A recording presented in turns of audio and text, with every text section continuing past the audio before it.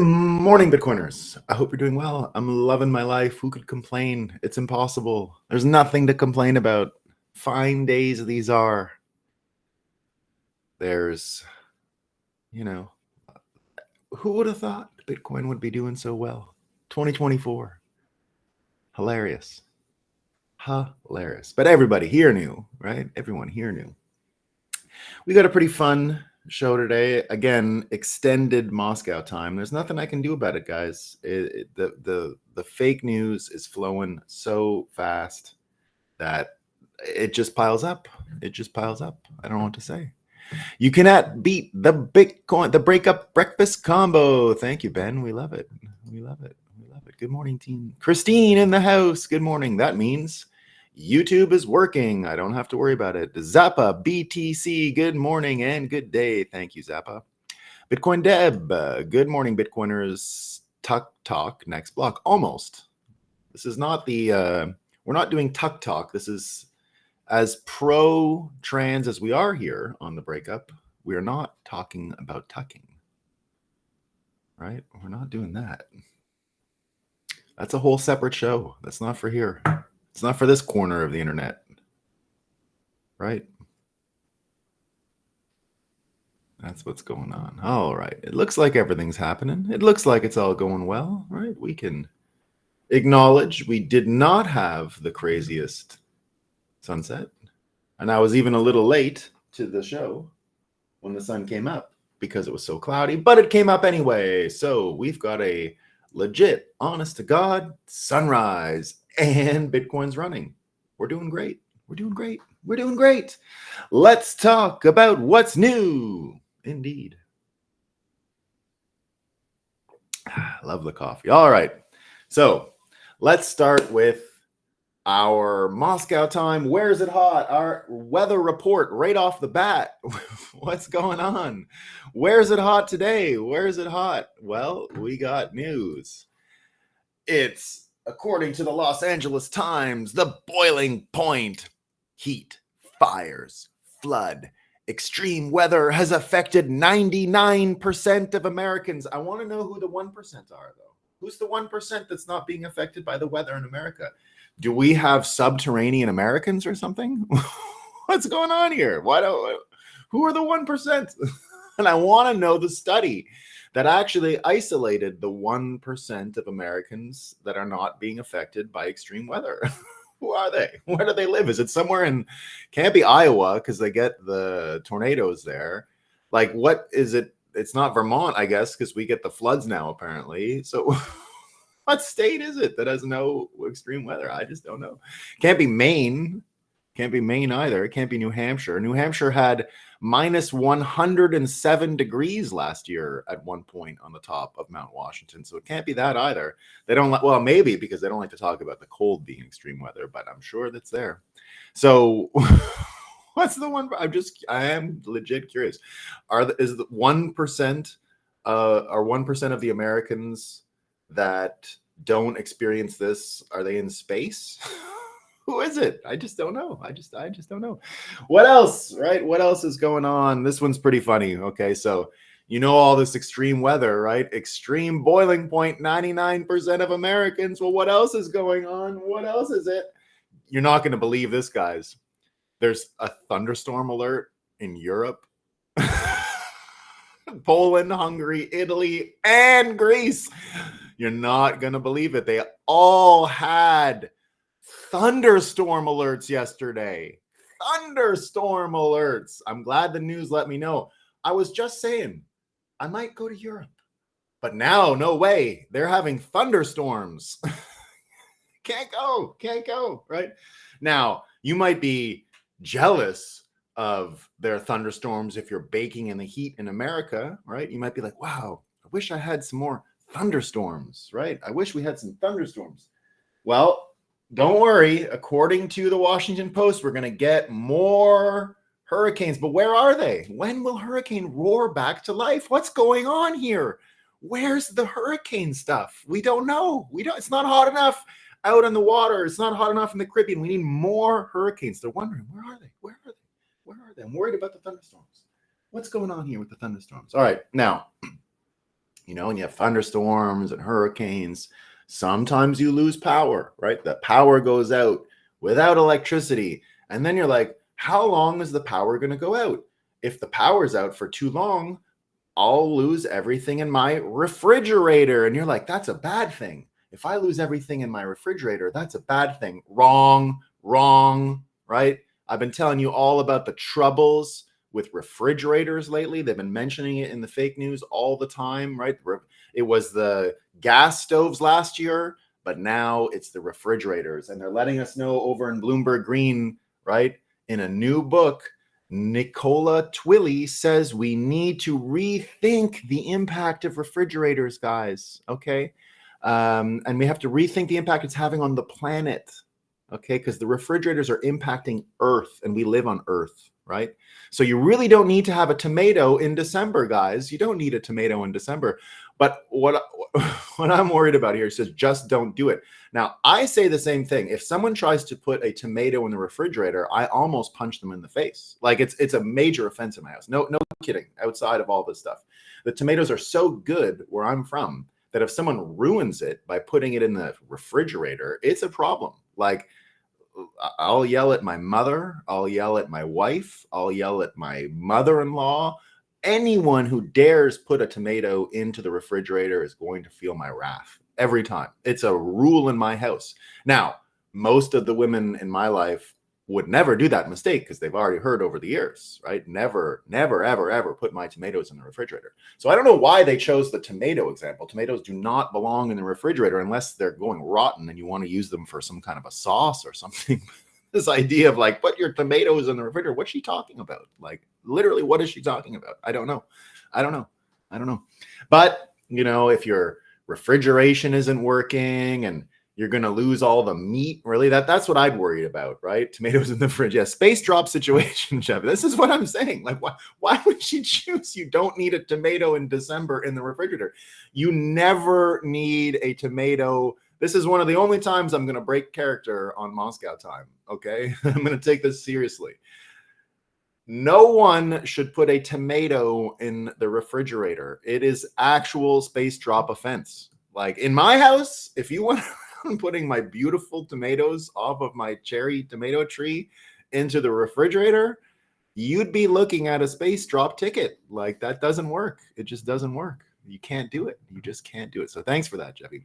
Now, Jeffy, you're going to want to know about this. Okay, this one's for you. All right, this is the most important thing that I found in the news today because this is news to me. I didn't know. I'm all worried about tomatoes in refrigerators and like what happens when the power goes out and then you lose everything in the refrigerator that you didn't need in the first place because we have to rethink what we're doing with refrigerators, right? All that stuff, all the refrigerator stuff, right? You're stressed out, the power's out. What am I going to do with all the frozen meat? What am I going to do with the frozen meat, right? Well, guess what? You're going to save your life, okay? According to the Canadians, the smartest people in the world, they're letting us know that a global study, guys, it's not just a little stupid Canadian study, it's a global study. And they've let us know that there's a link between red and processed meat and diabetes. Jeffy, I'm telling you, boy, you're going to get the diabetes any day now. If your refrigerator breaks and you have to eat all that meat at once because your refrigerator is broken and you can't keep it frozen anymore, you're going to get diabetes instantly. Everybody knows, all the people that I know that have been eating steak for years now and the Bitcoiners, right? Everyone knows they're on the brink any day now. I know. Now you can say, oh, they got muscular and they lost their fat and they don't look bloated and swollen anymore because they've become carnivores and they eat meat. No. Right? The global study says there's a link. They're all going to just get diabetes soon. That's what's going to happen, right? So there you go. That's what's going to happen. Now, you could wonder, right? What are you going to do for your testosterone, right? What are you going to do for your testosterone if you lose all that meat? What's going to happen? Well, the good news is if you lose the testosterone, I forgot to put this one in. Oh, yeah. Well, the reason why they're not getting the testosterone, right? Some of these people, we have news. We have more protein. They were testing it out at the DNC yesterday, right? They were testing it out. So even if we can't use refrigerators and we lose all our meat, right? We have this, right? The FBI is investigating how maggots right? Maggots. Yay. We love the maggots. And they wonder why we call them maggot brains or sludge people, right? They're eating maggots for breakfast over at the DNC. Now, the FBI is on it, but I love what Nick had to say here. Anything on the guy who shot the 45th president? So we got the maggots at breakfast, right? So don't worry about the beef, guys. It causes diabetes. Maggots. Just go to the DNC and get the maggots, right? And like I said, with the testosterone, right? Because now you have your testosterone replacements, right? But I worry if some people fell through the cracks here, this great pivot between the red meat, which causes diabetes, and then the maggots, right? Which one, what's going to happen when you do the pivot? Because the pivot is everything here, right? You gotta really think about this pivot. The pivot is everything. But the good news is they let us know last night during the DNC, Dana Bash was there. She has her husband, I guess, was involved in the January 6th stuff, right? But in like the fake way. Something like that. But here Dana Bash is talking about the, who they're targeting for the campaigns. And she says, the Kamala Harris campaign is tailoring its message to appeal to the, the low testosterone men, right? So it's the low testosterone they want, right? They think the low testosterone's the upside, right? They get the low testosterone, it's going to grow. So, they don't want them eating too many of the maggots at breakfast because that might increase the testosterone a little, right? They definitely don't want refrigeration. They definitely don't want the gas stoves. They want them eating, like lettuce sandwiches and stuff, right? They want the men who eat lettuce sandwiches. Those are the ones they really want, right? So they're targeting men who might not, and this is the way she says, Dana Bash says it, they might not be the testosterone-laden, gun-toting type of guy who wants to listen to Hulk Hogan, right? Now, I still laugh at the Hulk Hogan thing at the RNC because of the words he chose. I'll never stop laughing at the line, let Trumpomania rule again. Let Trumpomania rule again. Very good, very strong. So Trumpomania ruling again, and we know they're not really into the high T voters, right? So be careful of the bugs and the maggots, right? All right, now this is my favorite, right? When we finish the weather and the diet report, we always got to go to the gaslighting stuff. What's going on with the gaslighting stuff? So this is pretty fun. Politico this morning says, meet Doug Emhoff, the dad in chief, right? He's such a sweet dad. What a good dad he looks like. Look at him. Oh, I'm a dad, right? So how did he go? What's in his background? It must be really great. He must be just a great dad to be the dad in chief now. Imagine you're the first gentleman and the dad in chief. Let's see what he's got going on, right? Well, this Kamala Harris's husband, Doug Emhoff, admits to cheating on his first wife after a bombshell report that he impregnated a nanny. Was that in the dad in chief article at Politico? Who knows? It's perfect, right? What else is going on? Okay, well, we got more of it, right? So we got the genius, the Rolling Stone is letting us know, okay? That's the genius, okay? That's the genius work of this one small bit of the Harris and Walls merch. It's the camouflage hats, guys. Now, I'm telling you, hats can make or break a show, right? Hats are everything, right? Merch, it's a great piece of merch. I tried to get a new one. They're still sold out. The merch is so strong for the Satoshi Nakamoto hat, right? Everybody wants it. The camouflage hat, probably the same, right? The camouflage hat, but it reclaims, guys. It's reclaiming, okay, the merch, according to Rolling Stone, is reclaiming the rural and southern identity that mainstream Democrats have long ignored. Now, this is the low testosterone version. You got to take the last story in connection with this, right? So everybody knows low T men are really attracted to camouflage stuff, right? That's what they wear all the time. So I can see this product finding a product market fit. So Rolling Stone, good job on it. Good job. We got more, though.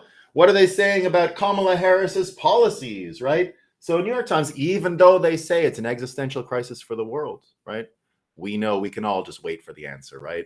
Harris goes light on climate policy. Green leaders are okay with that. We're okay. Come on, it's okay. You don't got to tell us the details about how we're going to save the world. It's fine. It's fine. It's fine.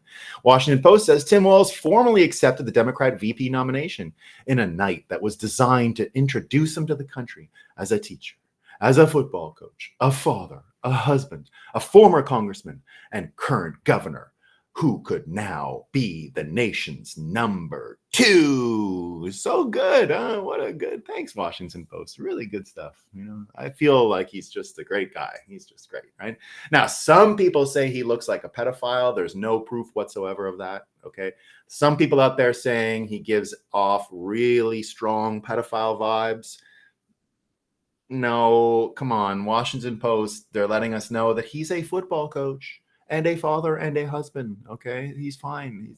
All the kid touching and all that stuff, totally normal. Don't worry about it, right? Don't worry. What else do we got? We finally found some economists that love the price caps. They love it. Paul Krugman joins us. Thank you, Paul. Thank you. What will we do without your Nobel Prize winning insight into the world, right? He's saying, guess what? Kamalanomics isn't radical at all. And so the way he's supported all of the price caps that she's been suggesting for food and stuff is like, we do it all the time. It's no big deal. Okay. It happened years ago with energy. So don't worry. All you guys are dumb if you don't know the price caps have examples of working in America. Okay. You're stupid.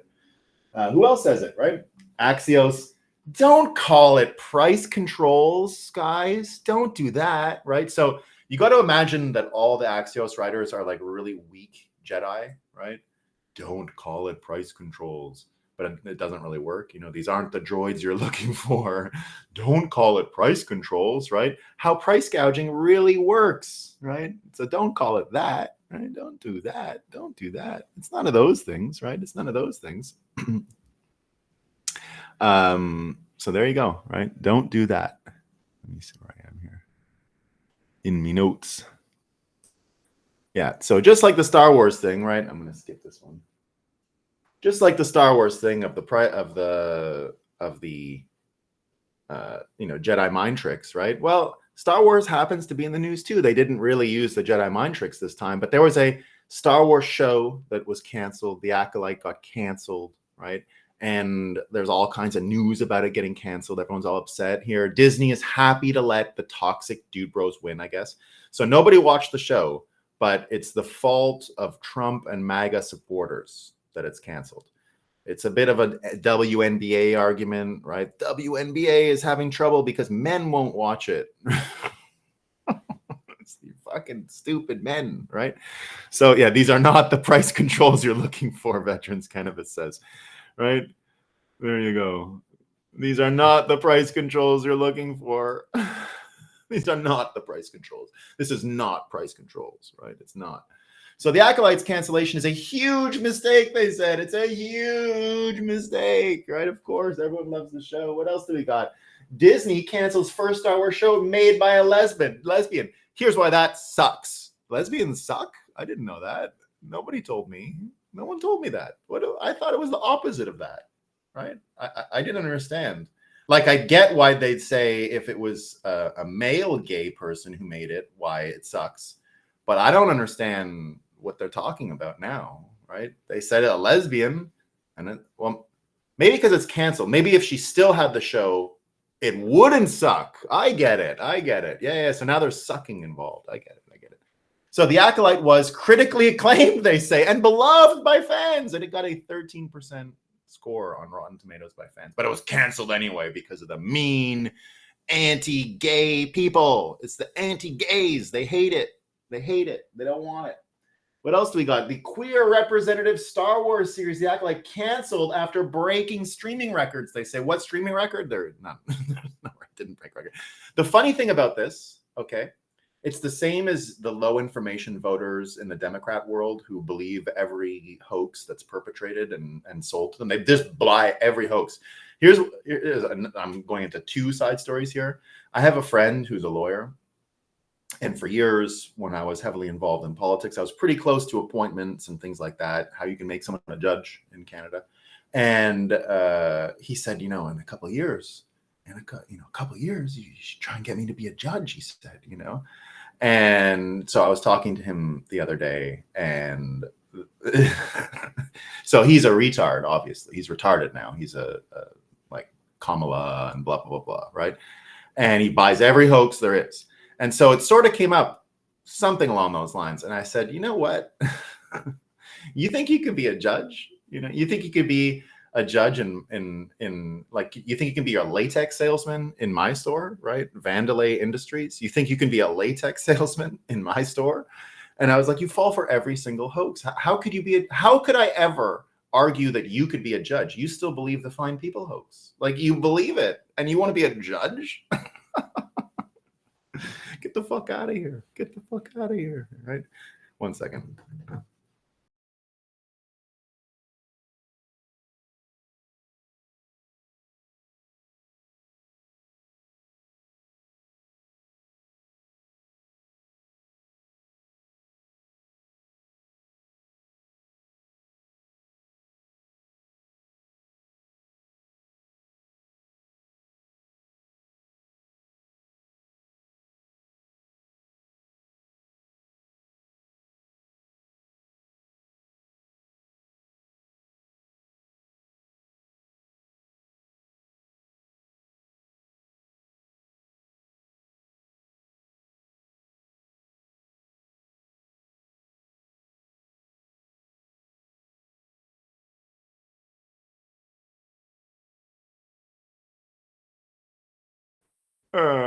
That was a good joke. So I said, we're missing the gay Star Wars. All right. So we're missing the gay Star Wars. But the good news is, okay, the good news is, oh yeah, I had a couple jokes there. They were good. You missed all of them. I said, I was wishing I had some Kathy Hochul in my notes because I had to clear my throat, but then I noticed I didn't have any Kathy Hochul. So I had to just do it. And then I set up my the bad news about not having enough gay Star Wars anymore. But the good news is, right, we're going to cultivate more because we're going to gay our nuclear weapons and our nuclear science.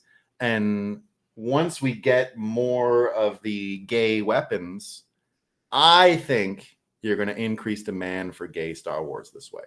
All right. So if you loved The Acolyte and you really wanted more gay Star Wars, I think you might be in luck in like 10 years, right? If we get this done, if the Biden-Harris Department of Energy can actually queer and gay up the nuclear weapons, then sooner or later, there's going to be demand for gay Star Wars again. So you might just have to wait a little bit, right? You might just have to wait.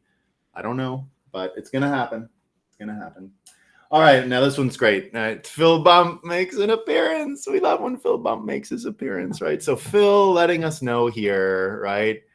And Phil's, just the way Phil does things, right? Robert Kennedy Jr.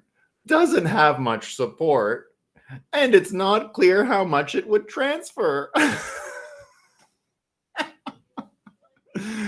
Phil Bump, isn't it something else when you read the way he writes? It really is. It really is a funny thing to listen to old Phil. So indeed, we've got the prediction that I made a while ago, right? We can't hear you. We know. I got it off. And you want to be my latex salesman. Yeah. The Kingmaker, Nolan, you called the RFK Kingmaker. I see in your notes here you put JFK. But I know what you mean.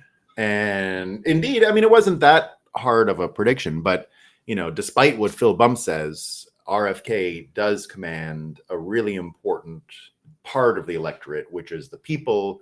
And I think it's been this for a while, right? The people who just can't vote for Trump and the people who just can't vote for Biden before, but now Kamala. So he sits in the middle of the people who can't vote for either. So I think he really does have an opportunity here. But beyond all of that, right? Forget about voting blocks and who you're moving and all that stuff. Here's something I've come to realize, especially after listening to Obama's conversation or speech the other night, right? So first of all, Obama looked terrible, right? Sweaty, nervous, like you never see him that sort of low quality when he's presenting. You got to admit, Obama is a high quality communicator who, now you don't, this is not trying to make you like him. I don't like him. I'm just telling you that I can recognize his skills and talent, which were not clear when he did his speech 2 nights ago. He looked a little flustered. The sweat and the nervousness was strange to me, right? He really looked gross. Like he looked clammy. He looked just not comfortable, not as dignified as you're used to seeing him. Whether you like him or not doesn't matter. Again, you can admit he has a certain dignity to the way he holds himself and speaks, and is very good at it, right? Let's just admit he's very good at it. So what we saw from him the other day made me rethink a lot of things, actually, because he went with all the hoaxes, right? He just went with all the hoaxes. It was just hoax after hoax after hoax. We've seen them do the hoax thing again, right? Biden did the hoax thing the night before when Biden did his speech. So that's 2 nights in a row when their stupid audience is being served with just a hoax list. And it made me realize, finally made me realize that all the work we do here, debunking hoaxes and all that, is probably like it was an error in the sense that we were tricked into it, right? I think we're dealing with a situation where they're trying to waste energy and time and focus. They all know these are hoaxes. They know their audience will never hear other people debunk them, right? So this is one of the big problems. They'll never hear someone like me or anyone else out there, Scott Adams, who's dedicated his life to debunking all of the hoaxes that are out there. But when you heard Obama actually do it, it started to look like strategy. It started to look like getting you to chase your tail and go into corner, go in circles, right? So that is what I've come to realize after listening to Obama's speech, right? It was so, it was in such bad faith that made me believe that it's deliberate. It's deliberate, and the point is to get you to waste all of your time talking to other Republicans and other people who see it that way, to try to break those myths and break the hoaxes and punch through. But in the end, you're just a kid trying to shove a remote control up your ass. Like, it doesn't do anything, right? It's the remote control kid up his ass thing. So if you guys remember that original YouTube video of the brother who used to record his brother freaking out and spazzing out all the time, and he would one time try to shove his remote in his ass. So the wasted energy that we can see is a problem. Now, when I see RFK, again, you're going to get people who won't vote for Trump either way. But what RFK can do, and what he can do with Nicole, is so much different than just that's a hoax and you're getting tricked again and this and that. It brings it back to what I said was going to be one of the major roles Bitcoiners can play going forward. And I think RFK is about to become the leader of the Bitcoiner talking points. Nothing to do with Bitcoin for a second, and I'll explain why. He's about to get involved in the actual debate around election integrity. He's about to spread don't trust, verify at a scale that we haven't seen yet. He's going to get Trump going into don't trust, verify areas pretty soon, which is a totally different way than Trump has explained how he got cheated in the election, right? Explaining and trying to prove to people how you cheat is one thing. Trying to tell them that doesn't matter if you prove how they cheat. The system is fucked. The system is broken. The system allows for cheating. It's a totally different argument. And so when you look at what gaslighting is on purpose and deliberately cause, yes, waste of energy. That's what I'm starting to see. Yes, Matt. Yes. The amount of wasted energy. I only realized it really when I saw Obama. Like, it made me really think like, oh, not only do they know, they're doing this to, like, in my mind, had I been doing everything the same way I had been doing it until now, I would have been pulling up. Then he said this, and that was a scam, and this was a hoax. But that's the point. I hadn't really thought of it that way yet. I hadn't really come to that conclusion. Scott Adams has come to that conclusion. A lot of people had the same reaction when they saw Obama's bad faith speech the other night, and it really did make me think, oh shit, whoops. Not so much, but you realize you got played, right? You realize you're getting prompt engineered. That I guess is the big thing, right? Once you realize that you've been prompt engineered to break all of these hoaxes and break them down deliberately, then you start wondering why the prompt, and then you realize right away, oh, it's just a waste of energy. None of this ever permeates to the other side. It never gets over there. You're always stuck in your own little bubble, right? The algorithmic bubbles that we're corralled into. So, but here's where it starts to break down because of what we're seeing with these people, right? And it's a big change. So first of all, here's what he said, right? The COVID pandemic, let me take this off. The COVID pandemic was used to fundamentally change the relationships between US citizens and their government. The government's public health response was not a medical response, but instead a test of technocratic power to see how the population would respond to totalitarian edicts masked as medical interventions. The government also selected the lockdown winners and losers, transferring nearly $4 trillion of wealth from the middle class and small businesses to Silicon Valley and big box stores. There have been no corrections and no apologies because the government wants to be able to do it again. This is why we are hearing all the hoopla now about monkeypox and the bird flu and yet more experimental vaccines. We cannot let this happen again. We must resist. So again, Kennedy is now going to take this really important role in the campaign about the relationship between the federal government and the people. Now, this relationship is primarily built on enfranchisement, the vote, the elections, the power of your vote, the influence your vote can have, the ability to interact with the democratic apparatus, which was completely denied him, right? So he can now become the proxy, a much more explicit proxy about cheating in elections than Trump ever could. Because Trump, when he does it, let's be honest, it sounds like he's complaining and whining that he didn't get his toy, he didn't get his stuff. As much as he's correct, as right as he is, but remember here at the breakup, we were done with Trump when all he was doing was complaining about the election the way he was, right? Because it's just a waste of time. Only until the lawfare happened did Trump's campaign begin to gain steam again, because he was now actually being targeted by the government. So he forces people to come and sort of defend him and all of that stuff. But Kennedy brings something else entirely to the mix, right? So remember that thing. And then you've got, what's her name, Nicole yesterday. And Nicole is about to become a major player, by the way. This whole thing is a setup for Nicole to actually do the damage, and I'll explain, right? So she comes out yesterday and reminds everyone, I want the other one. So this is her tweet, right? Trump has had 6 court battles to fight during his election, while we have had 9, and counting across the country. By bringing these suits against political opponents, the Democrats bankrupt the underpinnings of democracy. What the Democrats consider common cause to an elections is the kind of normalcy that leads to famine, sickness, and civil war. The country is ready for administration that represents unity. She also came out and said that all the price controls represent what she experienced when she was young, which was the famine in China from the price controls, or her mother experienced. So you're getting firsthand accounts of that, right?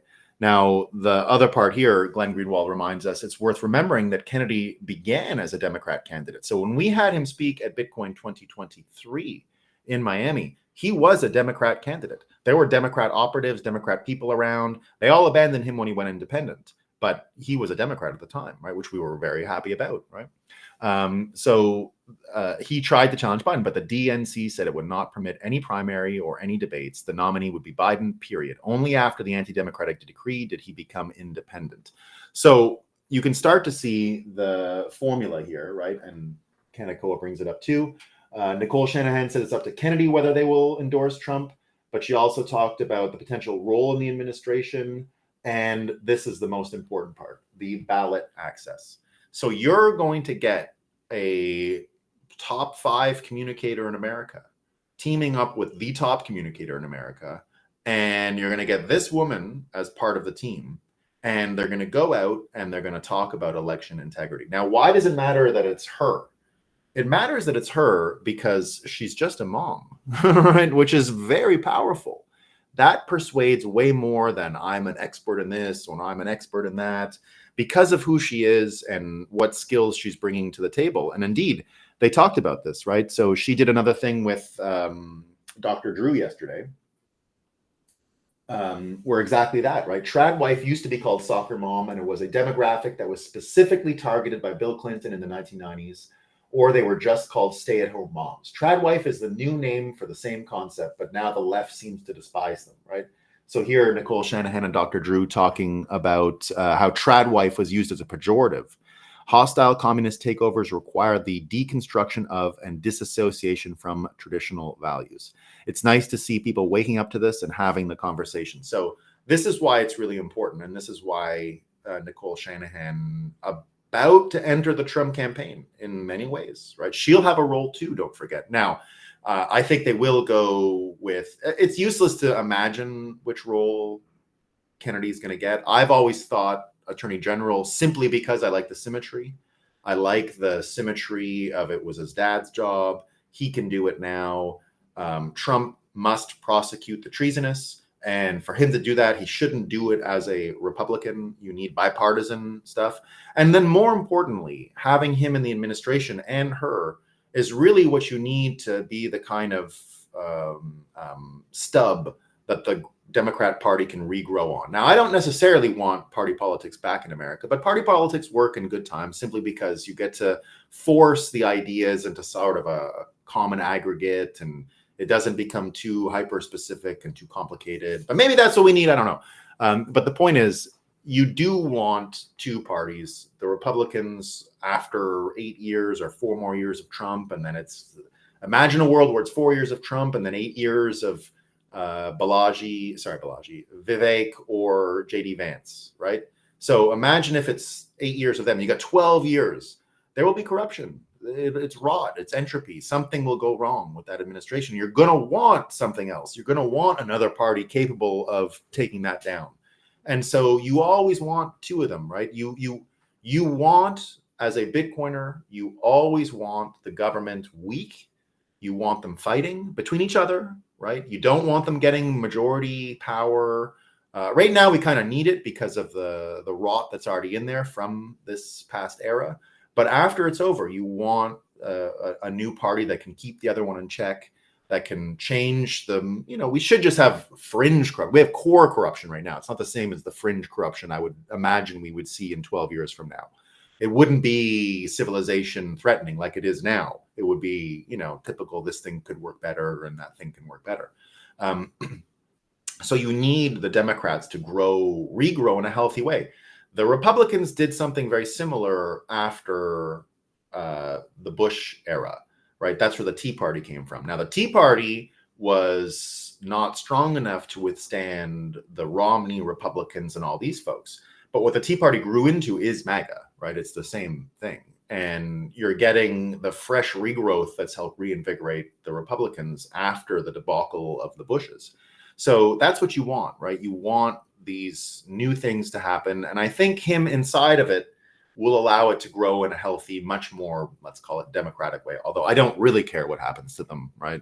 I don't really care. I think the space drops will be just as good at changing their mind. But again, having her out there just as a mom, as a soccer mom, as a stay-at-home mom, talking about groceries, talking about price controls, this is way more persuasive than anything else the Democrats can come up with. It will destroy their it's okay to have unrealized cap gains taxes and all these psycho taxes they're coming up with. So you have this great opportunity now, and she's got her own stories. I mean, just look at this Phil Bond story, right? You know, you've got this guy who, you know, I was introduced to writer Paul Bond at Newsweek in March. He wanted to write about my involvement in the campaign. He wrote a fair and balanced piece. I ended up giving him the exclusive after my VP announcement, which, while not exactly flattering, was still fair in my view. Newsweek was fired because he reported on the Facebook censoring. Now, this is where things start to get funny and fun, right? So as we don't want to keep going into any of these hoax stories and all this stuff about, you know, what's going on with Kamala lying again and the Fine People hoax and the bloodbath hoax and all the things they're getting Trump caught up in with the hoaxes, right? Again, our role as Bitcoiners here, and what I think we can contribute in the 2024 election, and ultimately what our destiny is to fix America, is to get the don't trust, verify meme. Basically, is the operating system for Americans when they look at our election system, right? So Bitcoiners bringing their knowledge of Bitcoin, what we've all learned, don't trust, verify, and using that to upgrade American thought on our election systems in general is really going to be how we bring in hyper-Bitcoinization in the end. Believe it or not, it goes through the election system. The election system is the system that allows for fiat to perpetuate ultimately, because it's what sort of gives it its sanction. That's sort of what gives it its permission to exist that way. And that's what's falling apart, right? So now that you can see all of these folks with the money and the campaign finance and all of these different rules, you're going to see it break down. You had Chris Cuomo even, right? Oh yeah, well, I set it up wrong. Sorry. So you had all that stuff at the elections, right? You had everything going on. And then yesterday you had to try to get that poet laureate, right? So you had Obama and all these other stupid people, but you had the poet laureate of Congress, another partisan scumbag. And she comes out and says, tomorrow is not written by our odds of hardship, but by the audacity of our hope, an Obama scummy line, and by the vitality of our vote, she says. So this idiot, this fucking low IQ moron is not going to be able to persuade anyone. She's out there talking about the vitality of our vote. Votes aren't living things. It's a piece of paper that gives your opinion and what you want to see happen in a yes or no, A or B way. There's nothing vital about it, right? So she's out there arguing for votes and arguing for, making our vote count. Her party doesn't do that. And you're going to need more than a stupid poet laureate in order to get this thing persuaded and pushed over the line. And what you're going to get is people understanding how gamed it is now. And you've got people like the Attorney General of Texas coming out talking about all these investigations now into Texas illegal voting, right? So you get all this stuff that's becoming clear. So Texas is on board, won't make a big deal, but then you get all these other ones, right? Georgia, New York Times admitting how a far-right takeover of Georgia's election board could swing the election. This is literally just about making sure the voting rules are up to date and correct. That's it. And what they're trying to do is take away a financial thing that makes it expensive to challenge the votes. So that's that, right? We get this other one here. This is with the Act Blue. So this is the campaign finance scam where they use a huge donation but divide it up into all these little ones. Right, so that's another scam.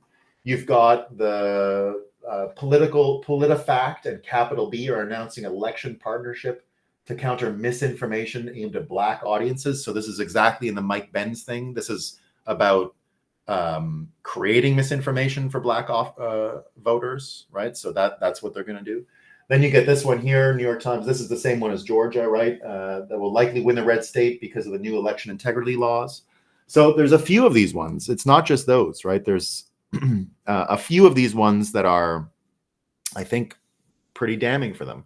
Now, at the same time, you had Chris Cuomo. Remember what I told you about Chris Cuomo, everyone? That when he left CNN, you might be surprised about what he is and what he's about and what he shows. So he goes on the floor yesterday and he starts talking about election finance and what's going on and all this kind of stuff, right? So he's saying that and he goes on to the thing and he says, this is how it really works. All these mega donors up here, right, are looking down on everyone down there and they're paying millions of dollars for those seats. None of their stuff is going to get taken from them. They're literally just laughing and mocking you.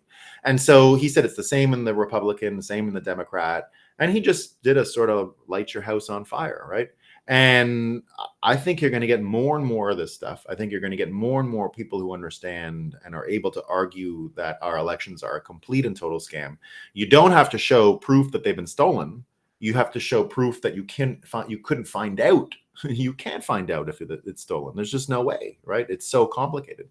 So what we got here is a situation where Kennedy getting out of the election with Shanahan is going to force lots of conversations about the lack of democratic checks and balances inside the Democrat Party itself.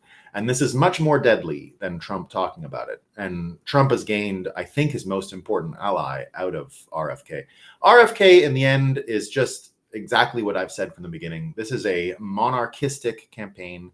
This is noblesse oblige. This is why monarchies work. This is why, right? He comes from a royal family. It looks like someone out there just trying to do the real thing, the good thing. But now he gets to go on a revenge tour. And him on a revenge, imagine they tried to kill him. Their plan for him was no Secret Service, die. And his family was involved in it. All of this stuff was happening to him. So now him and Nicole are going to go in there and they're going to cause so much mayhem. They're going to cause so much confusion on the Democrat side, and they can actually get through to the other side. And so I think that's what you're going to see. And I think him in whatever role he ends up getting, head of the CIA or whatever, ultimately, I do think he should get his daddy's old job simply because I think he needs to finish his dad's job. His dad was supposed to be the one who investigated the murder of his brother. Attorney General should be the one in charge of an investigation into an assassination. He wasn't. And so he knew what was up. He had to go become the New York senator to hide from the same people. That was his only way of getting protection. So the job was unfinished. I think RFK can finish the job that never, literally his first job as Attorney General should be to go back to the Warren Commission, tear it apart, find out who killed JFK for real, put it on paper, and from there just go right through the system and drop people from space as needed. And as that, he can actually help us reconcile with all that America has done. Trump can't do that. Trump can't get us to reconcile with everything America has done since the 60s. Trump is good at a bunch of stuff. I hope Trump rebuilds freedom cities. I hope Trump makes the cities beautiful again. But he's an old man, and I mostly want him to have a chill presidency and to not go and kill himself, right? Just chill.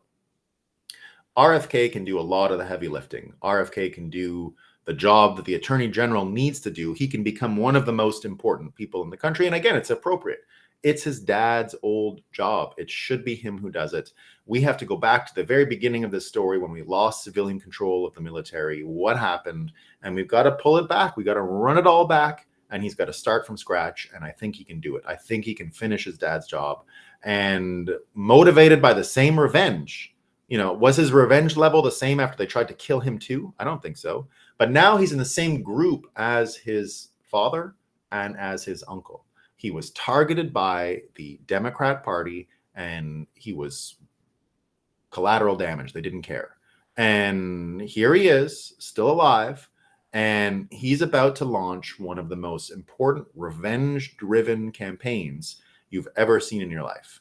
And if being a Kennedy is any sign that they're a little risk averse and they don't mind driving something right through the wall, well, it's a bad sign. Okay. I was hanging out with Bobby Kennedy III. I hung out with Bobby Jr. I was at a private dinner with him and a thing in Nashville and a speech and all that stuff. So I got plenty of Bobby Jr. time, but I had some time with Bobby III, just hanging out and shooting the shit and, all kinds of stuff. And these guys are a lot of fun. Let me tell you, he wanted to steal a riverboat. He was all full of fun ideas and pranks and shit like that. So if that's any sign of how the family really is, I would be very worried if I were a Democrat right now, because Kennedy's on a revenge tour the way they are, not having to focus on his campaign finance anymore and fundraising, getting on the ballot and all that stuff, I think is going to be just a great show and a great time. And I can't wait. So there you go. We got fun things cooking, guys. Fun things cooking. All right. So let's see. JFK until this very day may have been MK Ultra enslaved. Yeah. All right. Let's see what folks are saying. I think you're right, Nolan. Veterans Cannabis. DTV. Veterans Cannabis says episode 555 is a must listen. Thank you, man. Tradwife ain't the same as trad finance. Once had been a core of human development, the other development into a sludge system we are currently drowning in. Yeah, that's my theme for the day. The Kennedy thing does one of those like close-ended questions, right? I do this with my kids all the time. Instead of making them choose one thing, I make them choose out of two things that I want. And then they think there's a choice, but doesn't matter. I get both, right? You want this for dinner or that for dinner, right? Not what do you want for dinner? So that forces kids into one decision or another, which saves you time.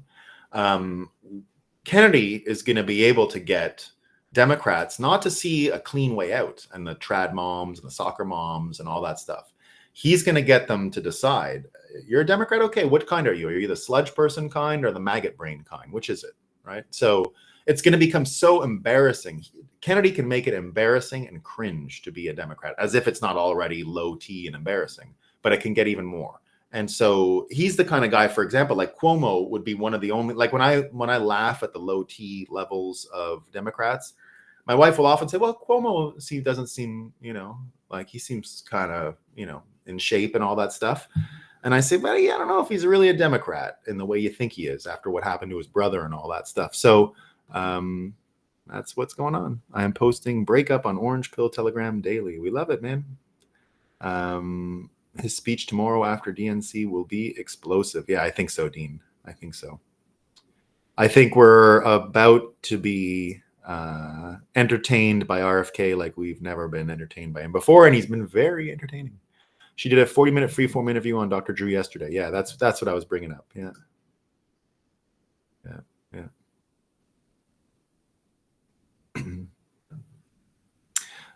Is there next? They had no choice but to rev up Moscow time. Yeah, exactly. They had to rev up the Moscow time to max. Yeah. My man, Little John, turned down. Turned down for what? Turned down for what? There you go. All right, team. That's all I got. I shall see you all tomorrow. Thanks for coming. I appreciate it.